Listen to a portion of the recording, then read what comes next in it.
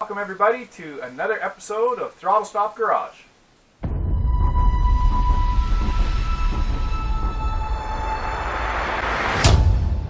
In this episode we're going to be doing a little bit of finalized work on the independent rear suspension. Now, you haven't seen all of this contraption, so I'm going to take you on a little tour around, show you where the problems were and what went wrong, or at least what I think went wrong. And then we'll get at it, get the pieces made. This should be a quick little segment. The front suspension still hasn't gone in the car because I need a reference, right? So the reference is got to be the rear end or the front end or something. And I thought everything was okay. This is actually, I think, the third iteration of this particular subframe. It's gone through a lot of changes over the years. At any rate, it started life in a late 80s Toyota Supra Turbo, a Mark III Supra Turbo. The center section here, the differential, has got a limited slip differential right from the factory in it. 3.91 is the gear set that's in it. Good news, it's a Toyota 8-inch, so there's tons of gear selection if I don't like the gear that's in it. I do like the gear that's in it. I think that's going to match up really nicely with what I have for ratios and the intended purpose of the car. My furnace is just turned on. Just for reference, minus 30 today in the garage. I actually do have my boots on, my snow boots on. I can stand to be out here for about an hour or so until, here are my boots, until it gets so cold I gotta go in. I can't feel my feet anymore. At any rate, so you can see it's a 5-link. Okay, so we've got the two at the top here, right? The upper control arms, nice forged aluminum part, integral ball joint, not replaceable, doesn't do anything, doesn't ever need to be replaced. The upper knuckle right here is designed to take a McPherson style strut, and I didn't see any need to do that. I just kind of turned it into a coilover arrangement of similar geometry, so I didn't have to stay with the original Toyota part there because I didn't have it. And then as we work our way down, I'm actually going to just turn around the back. Then this bottom link here controls, well, two things here that happen. I'll try to get it in frame properly, but okay, so it joins up over here near the differential and then attaches to the suspension here, and it's in a joint that rotates a little bit. Now that's important. Now I've made these links myself from cutting apart the original links, just simply because I needed adjustability in the way that I designed the frame. So I put adjustable links there at the end. So you can see the adjustable links there and like here, and that one's way up there. Can't point to that. At any rate, so this lateral link here would allow the suspension to tip in camber, right? As well as if you lengthen it, it will allow this to rotate just a little bit. Okay, so it does toe as well. Speaking of toe, if we move around back to the front, next up, this is the toe rod here. So I've maintained the original factory ball joint at the front, right? Ball joints here. And I wanted to retain as much of those elements as possible because this setup actually has passive rear steering. So the two ball joints down here does allow this to rotate just a little bit in a passive sense to give you some rear steer. Okay, so it connects over here.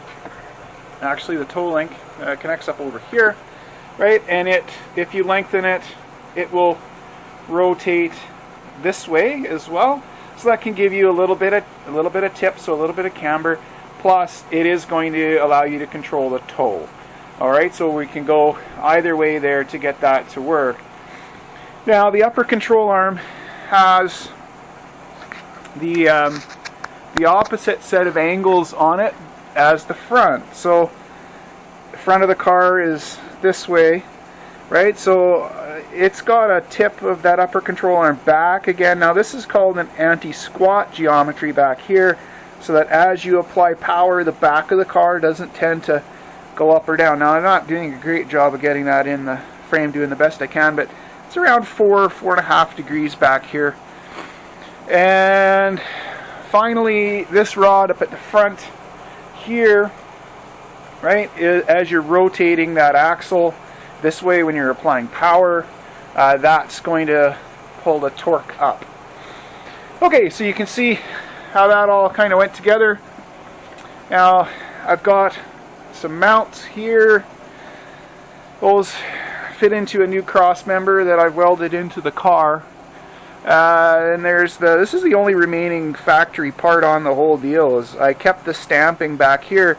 The pivot points, or the mount points I should say, are not, they would be a little tricky, right? One's a great big thin thing, one's a great big thick thing. They're different everywhere, and I thought, well, that seems like a lot of work. So I just kept that part and then welded. It's actually there's a triple section in here, so this is a cap, 1/8 material. This actually welds underneath it, and then that caps over it. So 1, 2, 3 sections. That piece right in here, well, it's 3 inches thick. You'd have to be a lot more manly than me to rip that out of there. Okay, this upper truss arrangement was designed to do a couple of things. First, hold the coil over, right? So we've got a coilover mount here, just a standard bar style coilover mount. I'm trying to show you this stuff while walking around things. Then I've gone up, right? I don't know if you can see that. There's a bolt inside there, and then this brace here was designed specifically to keep my trunk.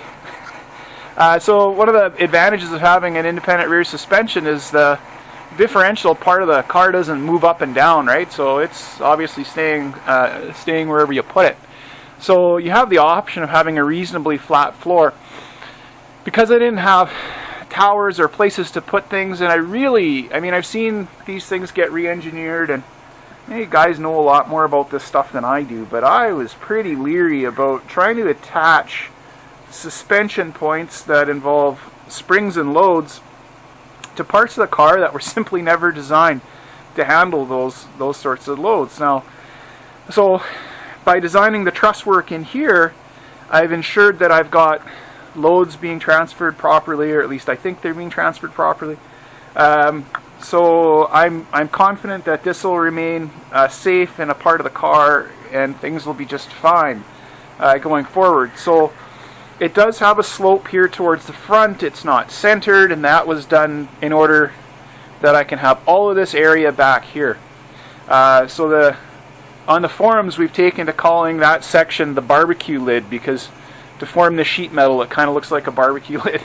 But it'll give me some space in the back of the car, and final analysis, hey, there's tons of space in this car. I probably didn't need to do any of this. It's also removable. So it's a fully bolt-in piece, so it can come out if I ever need to service some major components of the car once it's all built, and I don't want to go through the trouble of trying to get all this stuff in and out. The shock mounts are also fully serviceable from inside the car. I have no expectation that I will have been able to get the spring rates and shock valving and everything else perfect, and I'm old, or older. Not old yet, but I always say that. I'm not as old as I think. I can get at both mount points with ease. I can get fully at this one. This one here will be a bit of a challenge. I'll probably have to undo it from below, but then the whole coilover can come straight out here for service. And if I need to get the valving done or change a spring rate, I can change a spring rate probably in a few minutes of unbuttoning this part here, popping the hat off here, and then just pulling the spring out and changing that spring rate. So that'll be pretty quick, because again, I don't know how this thing's all going to behave, so I've modeled it in the computer, but I can't tell you that I got that thing nailed down perfect.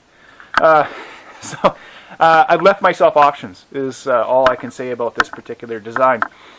Okay, so here's the problem. Why is it sitting on the bench? This should have been all done. It's an interesting thing. I was debating this morning whether or not I was going to tell you some parts of this, but I think, full disclosure is kind of fun. We're not trying to tell anybody we're professional at this. We're trying to share the learning, right? And learning sometimes is about making mistakes, but it's also about not giving up. And like I said, this is the third time that I've done this particular frame member, and I can tell you it's not an insignificant, I mean, just look at it. It's not an insignificant amount of work to put this together. It's all TIG welded. Most of those, they're all done in place, so half of those welds are done with me upside down, so maybe not as pretty as some of my other welds, but boy, it was a challenge to get it all in. And it was a challenge to jig. This is where I learned the table trick, right? Where originally I made a jig from the original Toyota subframe, and I had to shorten this 6 inches. So I've had custom axles made that are shorter 3 inches per side, and I had to shorten it all up. So I built a jig that I could, this was like 4 years ago, that I could then, everything was on a rail and it could contract to whatever dimension I wanted. And I had the original frame, right? I obviously cut that back plane off of it, but I had the other parts, so I could measure pickup points, and I was pretty confident about it. So I set this stuff outside, and here in Canada we have people that drive around with trucks and they steal your metal. And somebody stole both my jig and the original subframe, leaving me with nothing, no reference points, no anything. Mid-build, and I kind of came home from work one day and I went, oh, what's happened here? The back gate's open and things are gone.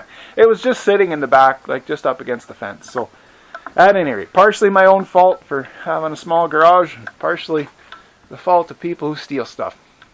At any rate, so I built it the first time on that jig. I thought everything was okay.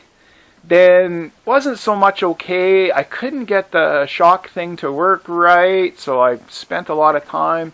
And then I put it in and I didn't like it, so I took it out. And originally the shocks were going to mount to parts of the body, and then I thought, oh boy, I don't know if the stresses and forces are going to work. And then I started worrying about noise, harshness, and vibration, so NVH, and how much noise is going to get transmitted. I mean, differentials aren't quiet in operation. They sit there spinning and whining away. You know, you're going to transmit all of those things directly into the car, and then I've got hard joints everywhere, and I thought, well, my wife's not going to like this as much as I think she is. So maybe I should try to isolate those things. Now, how great a job have I done? Well, not really, right? Because these are polyurethane bushings, and they're pretty darn stiff, but I've done what I can, tried to keep some of the elements in it that I could. But I'd lost those reference points, right? And those are kind of critical. So I came in and I set up a jig, not unlike the jig table, but I didn't do the squaring part, which is why I'm so OCD about the squaring part. At any rate, I didn't do the squaring part. I squared it the best I could, but what do you square to when everything is kind of this way? It's a bit confusing. So I convinced myself that I was right and I was wrong. I welded the brackets in, and I ended up with things a little bit out. It's not a lot out, right? It's just a little bit out. So this particular bracket on the front is in the wrong location. It's a little bit too far this way by a little bit more than 1/8 of an inch, not 3/16. It's 140 thou in the wrong place. And is that a big deal? No, I have an adjustable link. You know, I could take this out. I mean, it changes the geometry a little bit on this side, so that's not optimal. But is it the end of the world? No. These brackets ended up in the wrong place by about the same amount. And that upper control arm, no adjustability. So what that had the effect of was it pulls this wheel. Actually, they're too far that way. So it put them in the wrong location. And actually, they're too far this way. They're too far that way right now. They need to come this way. So it put them in the wrong location. So when I measured the wheelbase on the car, it was off by almost, well, it's about 1/2 an inch. That's not good. I mean, 1/8 of an inch you can live with. 1/4 of an inch, well, that's not great. But 1/2 an inch? Yeah, we got to fix that. And it was a combination of these brackets and this bracket up at the front. It's no big deal to change these. I'll cut them off. I've got the parts made already, and I can put them back in. Now the worst problem I had, right, if we just come back out, the worst problem I had, I mean, those things they're minor, not that big a deal, more frustration than anything. These mounts, they mount in with metal bushings in the back. And on my mount in the car, I've put a metal bushing, right, that bushing fits into. And that's an original Toyota design part. Like, this is just from the same kit. I had to machine the pieces to make it work, right, because the frame gets stole. You got the idea. At any rate, so there's a little part on the mount that bushing then clips into, right, so it fits into that mount. Now, I have to put this thing in the car. I take the differential out. I have to put this thing in the car by myself. It's not like I don't have friends. I just don't call people over to lie on the floor of my garage and struggle to put this in, and that's a mistake. I should get the help when I need it. So I thought all of this was in the car, in straight and square and everything. And I'd already welded the front mounts in, and they're, give or take a 1/16 of an inch, and it's a small one, I can't even measure it. They're in the right location. But on the driver's, or the passenger side, I should say, I thought it was clipped up and into that bushing, and it wasn't. The bushing had been driven down. It hit the edge of it on the way in, and I used this frame to put the back mounts in. So as a result of having that piece in the wrong location, the back mounts ended up in the wrong. Just these things are just a little bit, right? Just a little. But you start adding up a little bit here, and then the arm thingy, and you end up with that wheel boop back here where you don't want it. Okay, this is already a long story. I'm trying not to have too many long stories today. I'm trying to get some work done. But that's the sad state of affairs where we find ourselves. So now what are we going to do about it? Okay, so back we go. So the first thing I did, I had a friend come down. Right, so I got some help. So shout out to my friend Matt for coming down and helping me out with this nonsense. So what we decided to do was establish some reference points. So we know we're not moving these front two positions. They're not going anywhere because they're welded solid into the car. I can fix the back ones. Okay, so I haven't welded the sheet metal in the car, and this is one of those project things. I don't know what you're like, but I finished the sheet metal in April. It's now January of the next year. So my brain, for some reason, I mean, there's no reason that I couldn't have welded that sheet metal in the car. It's done. All the tabs and stuff are on it. It's ready to go in the car. And I don't know why, but there's something in the back of my head that'll prevent me from doing things. It's a lucky property, but rather be lucky than good, right? Because you can only be so good, but luck is a kind of an infinite thing. So we took a look at it, and you struggle to measure the wheelbase on a car when you cut all the parts off it. It was months before I measured it, and then I was like, yeah, that's what I'm not happy about. I knew I struggled getting this thing in the hole. I didn't know I was out at all until a week ago. But that's part of the learning experience again. At any rate, at this point, the back can be moved because the sheet metal isn't in place. If the sheet metal was in there, I would be in tears because I'd have to chop sheet metal out, and I don't really want to do that. This is a reasonably simple fix. I mean, honestly, cutting these little box sections off over here is whatever. So what we did was we established this aluminum tube section here as my front cross member. We put the bushings down through the hole, clamped them up tight, squared. Then we took the I-beam out from underneath the front of the car, and we're using the front suspension pieces with some slight modification to get those wheels up to ride height. Okay, and then we very carefully squared these two pieces. So this part and this part are as square as two things that aren't fundamentally square. I wish I had machined parts. It would really it would help the OCD, but they're now in line and they're bolted down. So we know that this is okay. We then adjusted all of the links. You can see I've set up a wire here, a piece of string, and I've got that centered in the middle of the differential. I bumped it at some point. And I've carefully done an alignment. So I've taken my laser level, I've attached it to the front of the hub. So I just clip it on the hub, it shines a line out, and then I measure from the line over, front and back. And then when those two measurements are identical, by adjusting the links, I have a rough alignment. So I've done a rough alignment both sides so that everything's pointing straight forward, so the links are about the right length. And then we're just going to move these links to where they need to be. So we found out that, again, this side is in error. That was proven on the car, so that's fine. So I've got this little bit of work to do, right? Those two things to move, these two things to move. And then I've decided that some of this looks a little janky still to me.